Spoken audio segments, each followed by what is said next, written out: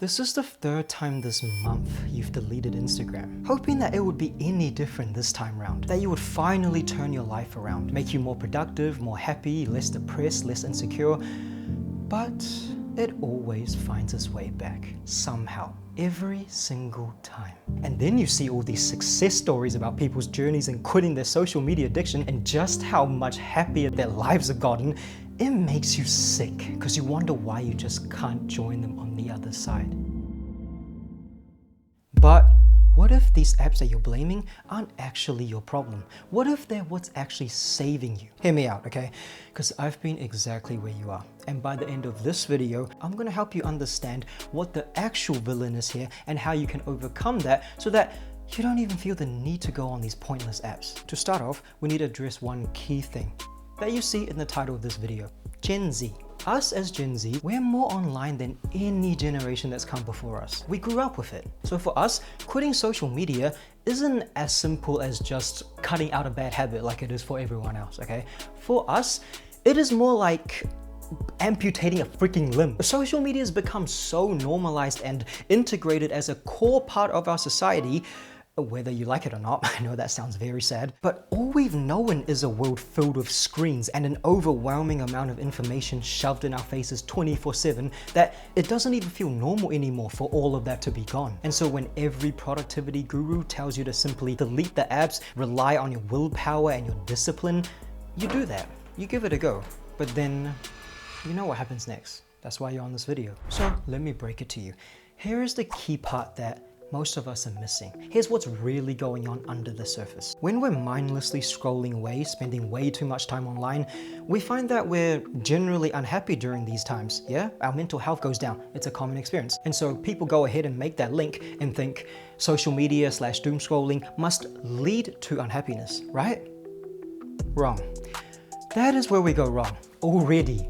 At the first step. What if it was actually the other way around? What if doom scrolling is not the cause of all of our unhappiness, but just a symptom of it? You see, the fact is, you're not addicted to those apps. Oh no, don't get it twisted.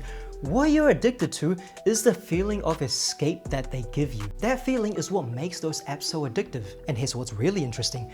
If you never feel that need to escape in the first place, then that trap can't even get to you, which naturally begs the question, why do you even feel that need to escape? Why do you feel the need to watch all of this crazy, exciting, stimulating stuff happen through a screen? And the answer is simple, but unfortunate. And that's your real life, this reality you're living right now, is not giving you what you need. That's all it is.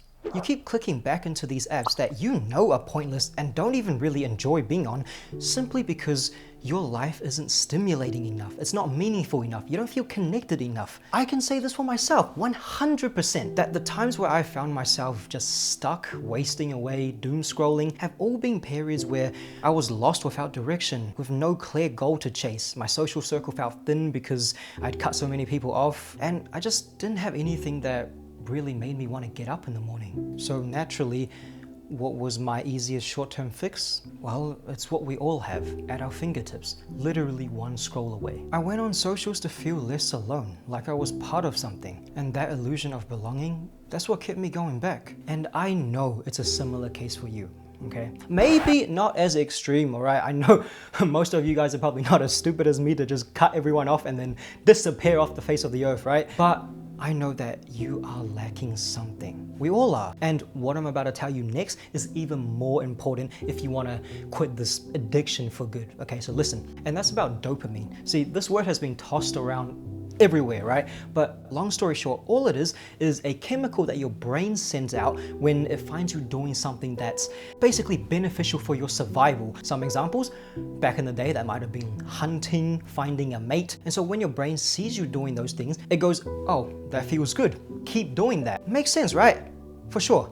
But the problem comes in our modern society. See, when our lives get boring and dull, our brains get desperate and it starts handing out dopamine to literally anything that moves, anything that is remotely exciting, even if it's just a TikTok of a dude speed running ramen.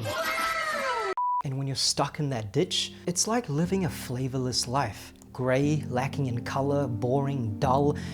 And social media is the hot sauce that spices everything up. But there's a catch.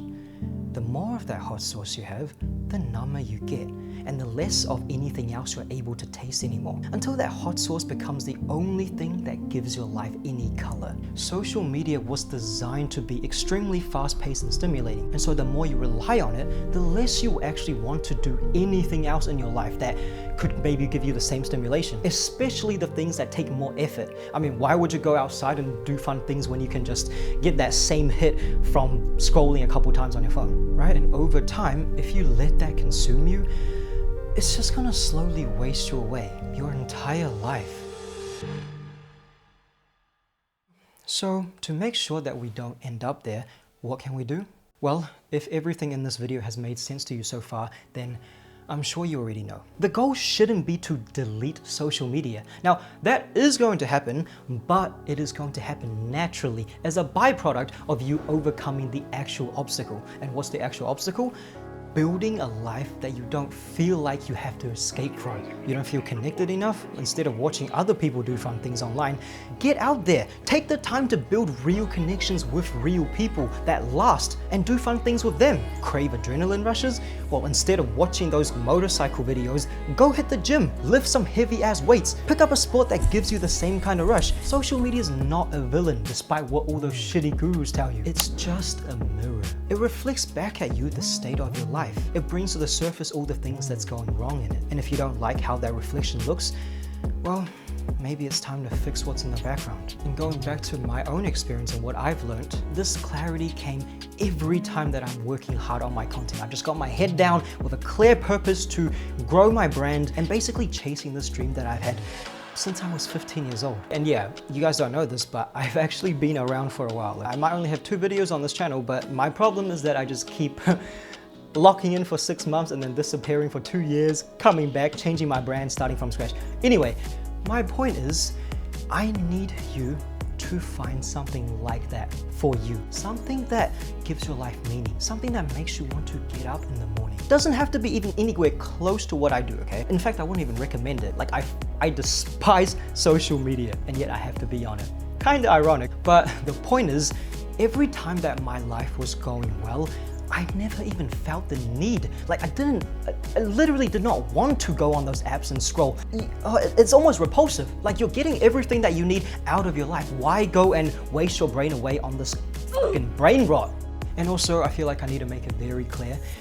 All these, broad bits of advice I'm giving, like go outside and find a life that's meaningful, I'm not gonna pretend like that's simple, okay, or easy. I know that it's gonna take a lot of time and effort, but here's the thing. Once you have all that, like I said, you're not even gonna feel the need for the cheap escape that is social media. You won't need that numbing hot sauce anymore.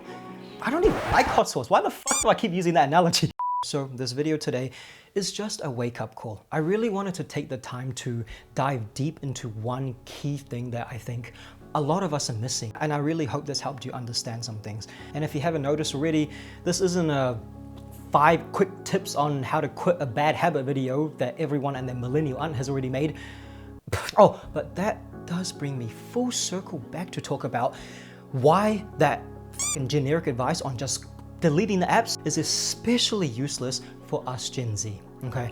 So, like I said, all those generations that came before us, they didn't grow up with social media, yeah? And so for them, yeah, it is more or less just cutting out a bad habit. It's like picking up smoking in your mid-20s. At that point, you've already been around for long enough to get a grasp of what life feels like with and without smoking. You've got a before and after picture to compare from first-hand experience. And that right there helps you tremendously in understanding the consequences of this bad habit. And all of that helps you so much in quitting.